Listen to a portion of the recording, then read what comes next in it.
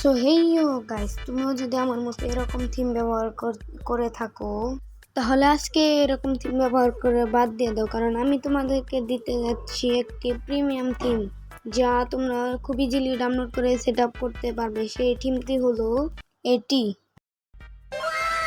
So অনেকে এখন বলবা যে এই থিম ব্যবহার করে কি হয়। আসলে তোমরা যারা যাবে মাইনক্রাফট পকেট এডিশনে, জাভা এডিশনে এর ফিল নিতে যাও, তারা এই থিমটি ব্যবহার করতে পারো।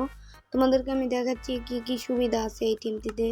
সর্বপ্রথম আমি এখান থেকে কিছু কাঠ নিয়ে নিই, এর দিকে দাঁড়াও তোমাদের দেখাচ্ছি। সেখান থেকে ক্রাফটিং টেবিলটা নিব আমরা সর্বপ্রথম।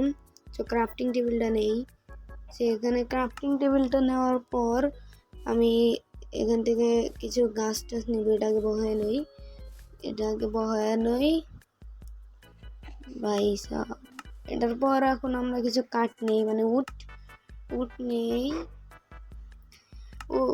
উড নেওয়ার পর আমি যদি এটিকে মানে ফ্ল্যাগ বানাইতে চাই, তাহলে ওক প্ল্যাঙ্কস বানাইতে যাই, তাহলে এরো চিহ্নটাতে ক্লিক করলে সবটাই এসে বলবো। এটা হচ্ছে একটি সুবিধা, জাভা এডিশনের মতো ফিল দেয়, আর এটি দেখতেও সুন্দর লাগে প্রথমটার চেয়ে। তো তারপর যদি আমরা এখানে ফ্রন্ট দেখাই, তো দেখো ভিতরে ইন্টারফেসটা সেই লাগতেছে।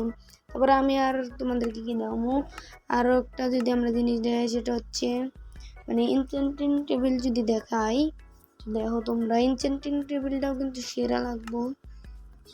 তোমাদেরকে দেখাই এই যে দেখো ইনচেন্টিং টেবিলটাও কিন্তু খুব সুন্দর লাগতেছে, মানে কি কমে তারে এডি ভাঙ্গা দিলাম। আর এখন তোমাদেরকে আর একটা জিনিস দেখে দেয়, সেটা হলো তোমরা যদি মানে পকেটেশনের যে কোনো সময় first person, second person, third person এবং দূরের সকল কিছু একসাথে দেখতে চাও, তাহলে তোমরা এই শেডার প্যাকটি ব্যবহার করতে পারো।